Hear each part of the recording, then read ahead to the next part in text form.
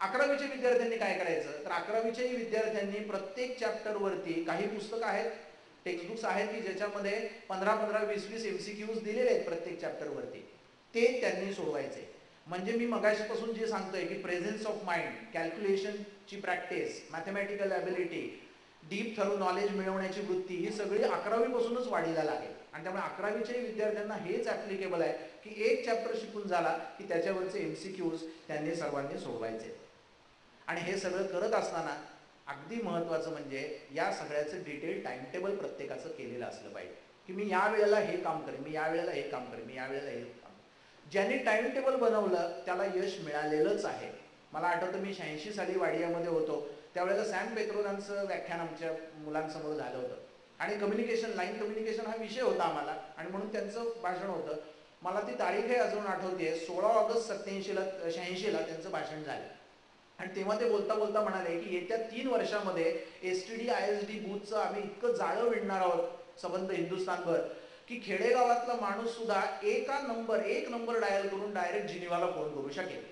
आता line communication हा topic आम्हाला होता, शिवाजीनगर एक्सचेंज ट्राउजर होतो तोपर्यंत, म्हणजे खरखट करून ते असे सगळे प्लंजर्स हालायचे आणि आम्ही डोक्याला हात लावला की अजून पुण्यासारख्या सिटीतलं एक महत्त्वाचं एक्सचेंज तुम्हाला क्रॉसबार करता आलेलं नाही आहे. इलेक्ट्रॉनिक्स एक्सचेंज तर एकच होतं त्यावेळेला कर्वे रोडचं, महर्षी कर्वे. म्हणजे एक एक्सचेंजेस अजून तुम्हाला क्रॉसबार करता आलेले नाही आहेत, हे करता, आणि तुम्ही काय प्लॅन करताय की 3 वर्षात जिनिवाला फोन करेल. आमच्यापैकी एकाने विचारलं की हे कसं काय शक्य आहे, तर ते म्हटले काय शक्य नाही. तर त्यांनी थोडंसं जरा ऐकून म्हटलं म्हणजे शक्य आहे पण 3च वर्षात शक्य आहे असं कसं तुम्ही म्हणता. त्यावेळेला त्यांनी आम्हाला एक अतिशय छान उदाहरण दिलं होतं. त्यांनी एक डायरी काढली आणि ते म्हणाले की या डायरीमध्ये पुढच्या 3 वर्षाचं डेली प्लॅनिंग तयार आहे. आणि म्हणून त्यांनी ती डायरीची पानं उघडली आणि म्हणाले की आज तारीख किती आहे, 16 ऑगस्ट 86. 16 ऑगस्ट 87ला आमची अचिव्हमेंट काय असेल हे मी तुम्हाला आत्ता सांगू शकतो डायरीत बघून. आणि त्याच्या पुढचं त्यांचं वाक्य होतं की ही अचिव्हमेंट किंवा हे टार्गेट पूर्ण झाल्याशिवाय आमचा 16 ऑगस्ट 87 हा दिवस मावळणार नाही. ते टार्गेट अचीव्ह झालं कीच आमच्या दृष्टीने तो दिवस संपलेला असेल. आणि मग पुढे त्यांनी असं सांगितलं की जर दुपारी 2 वाजताच ते टार्गेट अचीव्ह झालं तर छान, आम्ही सगळेजण घरी जाऊ, आपल्या फॅमिली बरोबर एक सिनेमा बघू, डिनर करू रात्री आणि एन्जॉय करू. जर संध्याकाळी 6 वाजता झालं तर नुसतेच डिनरला जाऊ, रात्री 9 वाजता झालं तर घरी जाऊन कॉफी पिऊ, पहाटे 2 वाजता झालं तर इथेच झोपू, सकाळी 8 वाजता उठून कामाला लागू, आणि दुसऱ्या दिवशी सकाळी 8 वाजता झालं तर आधीचा दिवस संपला असं म्हणून फ्रेश होऊ, एक कॉफी पिऊ आणि लगेच पुढचा दिवस सुरू झाला म्हणून कामाला लागू. इतकं ज्या वेळेला टाइम टेबल पक्का, आणि 3 वर्षात झालं बरं का, ते खरंच अचीव्ह झालं, आपण पाहतो सगळे. तर हे त्या माणसाचं यश नाही आहे, हे त्याच्या टाइम टेबलचं यश. त्यामुळे अतिशय चांगलं टाइम टेबल विद्यार्थ्यांनी केलं असलं पाहिजे, चांगला एक्झरसाईज केला पाहिजे दररोज. किती विद्यार्थी मी असे बघतो की 11वीत विशेषतः मी त्यांना सांगतो की अरे बाळा, तुझं यावर्षी 5% मार्क कमी झाले तरी चालतील, 5 किलो वजन वाढव, जोरात वारा आला तर उडून जाशील अशी तुझी तब्येत आहे, तुला कुठं रायगडावर वगैरे न्यायचं म्हणजे भीती वाटेल आम्हाला.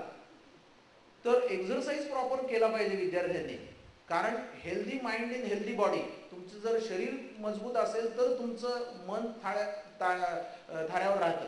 मला अनेकदा, म्हणजे मी स्वतः या स्टेजमधनं गेलेलो आहे, जो माणूस किंवा ज्याच्यामध्ये काहीतरी शारीरिक खोट आहे किंवा अतिशय लुकडा आहे किंवा एखादा ऑर्गन वीक आहे, तो माणूस कधीही आरशासमोर उभा राहिला ना की त्याचं पहिलं लक्ष आपल्या वीक ऑर्गनकडे जातं आणि मन त्याला खातं की अरे रे मी लुकडा दिसतो, कायम त्याचं मन त्याला खात असतं. हे जर तुम्हाला टाळायचं असेल तर तुम्हाला अतिशय चांगला एक्झरसाईज केला पाहिजे. मी माझ्या 11वीच्या विद्यार्थ्यांना दरवर्षी, 11वीच्या 12वीच्याही विद्यार्थ्यांना दरवर्षी कधीतरी वर्षभरामध्ये 15-15 मिनटं तासाची घालवून त्यांनी कुठला एक्झरसाईज करावा, कसा डाएट घ्यावा, हे दरवर्षी सांगतो. ऐकतात किती जण मला माहीत नाही, परंतु मी दरवर्षी सांगतो. आत्ताचे 12वीचे माझे काही विद्यार्थी आहेत तिथे, त्यांनाही आठवत असेल की एक्झरसाईज कोणता करावा, डाएट कोणता घ्यावा, हे मी सांगतो. आणि मला हे सांगण्याचा अधिकार आहे, माझ्याकडे बघून तुम्हाला पटतही असेल. चांगला डाएट घेतला पाहिजे. हे सगळं जे जंक फूड, फास्ट फूड आहे, हे आठवड्यातनं एकदा ठीक आहे, म्हणजे आठवड्यातनं एकदा बटाटे वडा खावा असं मी स्वतः सांगतो, कारण तळलेलं डाळीचं पीठ हे अतिशय पौष्टिक असतं, त्यामुळे आठवड्यातनं एकदाच खावा आपण. आणि त्याच्याबरोबर पाव खाऊ नये, नुसता वडा खावा. त्यामुळे हे मी सुद्धा सांगतो, म्हणजे माझा अगदी त्याला विरोध याच्यातला भाग नाही, परंतु कायमचं अन्न नाही आहे ते, कायमचं अन्न ते नाही आपलं. आणि त्यामुळे अन्न कुठलं खावं हे सुद्धा विद्यार्थ्यांनी माहीत पाहिजे. डाएट, मी आता म्हटलं तसं डाएट आणि एक्सरसाइज याचा बॅलन्स ठेवून तुम्ही तुमचं आरोग्य राखा, म्हणजे हे सगळं करायला तुमच्याकडे बळ राहील. आणि हे सगळं करताना आपल्या तयारीमध्ये एकही दिवस खंड पडू देऊ नका. अनेकदा असं असतं की पालकच मुलांना घेऊन लग्नाला आणि कुठं कुठं जातात. चुकीचं आहे, घेऊन जाऊ नका. माझ्याकडे अनेक विद्यार्थी परगावचे असतात. आत्ताच यावर्षी पावसची एक विद्यार्थिनी माझ्याकडे आली. मी तिच्या आईवडिलांना सांगितलं की कुठल्याही सणाला तिला बोलवू नका तुमच्याकडे, तुम्ही या तिला भेटायला. कारण ती जर एक दिवस जरी घरी आली तरी त्या एक दिवसामुळे तिचे एकूण 5 दिवस वाया जाणार आहे. कारण 2 दिवस आधी तयारीचे, घरी जायचंय म्हणून, एक दिवस प्रत्यक्ष घरातला, आणि घरातनं परत आल्यानंतर 2 दिवस काल किती मजा आली, आईने अमुक केलं होतं त्या आठवणी, तिचे 5 दिवस वाया जाणार आहे. त्यामुळे तुम्ही तिला भेटायला या, तिला पावसला बोलवू नका. त्यामुळे कुठल्याही परिस्थितीत आपलं मन जे आहे ते भरकटणार नाही याची काळजी तुम्ही स्वतः घ्या. आणि या सगळ्यामध्ये कुठल्याही या तयारीच्या स्टेजला समाधानी राहू नका. यावर्षी एक मुलगा मी असा पाहिलेला आहे, ज्याचा आम्ही क्लासतर्फे मागच्या वर्षी आता एक 15-20 दिवसापूर्वी सत्कार केला. आणि खाली बोलत असताना मी त्याला म्हणलं की अरे तुला खरं याच्यापेक्षा जास्त मार्क पडायला पाहिजे होते रे. तर त्याच्या आईने आणि वडिलांनी सांगितलं की सर तुम्ही म्हणता ते बरोबर आहे. 15 दिवस अगोदरपर्यंत त्याला खरंच छान मार्क पडत होते, पण 15 दिवस अगोदर जी टेस्ट झाली त्याच्यामध्ये चांगले मार्क पडले आणि तो इतका रिलॅक्स झाला की चला आता मला सगळं यायला लागलं, आता काय मी फारसा अभ्यास नाही केला तरी चालेल. आणि म्हणून शेवटच्या 15 दिवसात त्यांनी फारसा अभ्यास केला नाही आणि त्यामुळे त्याचे मार्क जे आहेत ते तेवढे सुद्धा राहिले नाहीत, त्याच्यापेक्षा 3 मार्क त्याला कमीच पडले. त्यामुळे या सगळ्या तयारीच्या कुठल्याही स्टेजला अजिबात तुम्ही समाधानी राहू नका. तर म्हणजे समाधानी राहिला तर तुमची प्रगती होणार नाही हे तरी डोक्यात ठेवा. मला एक शेवटी मी नेहमी गोष्ट ही सांगतो, एक मूर्तिकार असतो आणि मूर्ती बनवून आठवड्याच्या बाजाराला विकायचा. त्याच्या मूर्तीला कधीतरी पूर्वीची गोष्ट आहे, 2 रुपयाला त्याची मूर्ती विकली जायची. आता याचा मुलगा लहानाचा मोठा व्हायला लागतो. आता मूर्तिकाराचाच मुलगा तो गवयाचं पोर सुरात रडतं तसं हाही काहीतरी आकार बनवायला लागतो. एक दिवस बनवता बनवता तो त्याच्यातून एक बैलाची मूर्ती तयार करतो, बैल तयार करतो. आणि बैल वाटत असतो म्हणजे तो बाबांना विचारतो, बाबा मी बैल तयार केलाय, काय करू? बाबा म्हणतात आता तू रंगव. मग तो बैलाला बघितलेला असं त्यांनी, पांढरा रंग रंगवतो, ती शिंग अशी चॉकलेटी करतो. मग आता त्या मुलाला उत्सुकता वाटायला लागते की आपला बैल विकला जाईल का, किती रुपये मिळतील आपल्याला. म्हणून तो बाबांच्या मागे लागतो की बाबा आठवड्याच्या बाजाराला मला घेऊन जा. बाबा घेऊन जातात. मग बाबांच्या ज्या मूर्ती असतात ते काय लक्ष्मी विष्णू वगैरे असे ठेवलेले असतात, त्याच्या शेजारी हा बैल ठेवतात. एक ग्राहक येतो, 1-2 मूर्ती घेतो आणि सहज विचारतो की हा बैल केवढ्याला दिला?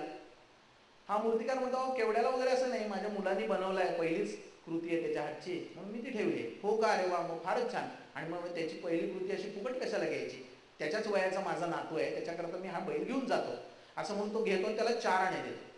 तर मुलाला खूप आनंद होतो की माझी मूर्ती 4 आण्याला विकली गेली. घरी येतो, आईला आनंदाने सांगतो की आई माझी मूर्ती 4 आण्याला विकली गेली. आई म्हणते वा फार छान. बाबांना म्हणतो बाबा आता काय करू? बाबा म्हणतात की आता घोडा तयार कर. बरं म्हणतो, घोड्याचं निरीक्षण करतो, घोडा तयार करतो, रंगवतो, बाजाराला जातो, घोडा पहिल्यापेक्षा चांगला झालेला असतो, 8 आण्याला विकला जातो. आता त्याला खूप आणखीन आनंद होतो. मग येतो म्हणतो बाबा आता काय करू? अरे आणखीन निरीक्षण कर, आणखीन तुझ्या कामामध्ये जरा परफेक्शन आण. बरं म्हणतो, करतो त्याप्रमाणे. मग एक वेळ अशी येते की मुलाची पण मूर्ती 2 रुपयाला विकली जायला लागते. म्हणतो बाबा आता काय करू? बाबा म्हणतात आता आणखीन निरीक्षण कर, आणखीन तुझे रंग चांगले येऊ देत, आणखीन तुझा हात जरा स्थिर होऊ दे. करतो त्याप्रमाणे. आणि एक दिवस असा येतो रविवार आठवड्याच्या बाजाराचा की मुलाची मूर्ती 3 रुपयाला विकली जाते आणि वडिलांची 2च रुपयाला विकली जाते. आता मात्र मुलाला कमालीचा आनंद होतो. तो घरी येतो, आईला सांगतो माझी मूर्ती 3 रुपयाला विकली गेली, बाबांची अजूनही 2 रुपयाला विकली जाते, माझ्या मूर्तीला आज बाबांच्या मूर्तीपेक्षा जास्त किंमत आली. बाबांना विचारतो काय करू आता? बाबा म्हणतात फार छान, चांगली गोष्ट झाली. शेजारच्या गावी एक गणपत नावाचा मूर्तिकार राहतो, तो खूपच चांगला आहे, तू काही दिवस त्याच्याकडे जाऊन शिक. तर तो म्हणतो की बाबा तुम्ही काय सांगताय हे? अहो माझी मूर्ती 3 रुपयाला विकली जाते, तुमची 2 रुपयाला विकली जाते, तुम्हीच माझ्याकडे खरं शिकायला आलं पाहिजे आता यापुढे, तर मला सांगतोय त्याच्याकडे शिकायला जायला. बाबा म्हणतात हरकत नाही, तू नाही ना जाणार त्याच्याकडे शिकायला? नाही जाणार. मग बाबा म्हणतात यापुढे तुझी मूर्ती 3 रुपयालाच विकली जाईल. तर आपली मूर्ती किती रुपयाला विकली गेली पाहिजे हे आपण ठरवायचं आहे. जोपर्यंत तुम्ही प्रगती कराल, जोपर्यंत तुम्ही समाधानी राहणार नाही, तोपर्यंत तुमची मूर्ती चढ्या भावाला विकली जाईल. ज्या क्षणी तुम्हाला असं वाटेल की आता माझ्यात सुधारणेला वाव नाही, त्या क्षणी तुमची मूर्तीची किंमत फिक्स झाली 3 रुपये, आयुष्यभर तीच मूर्ती तुमची तेवढ्यालाच विकली जाईल.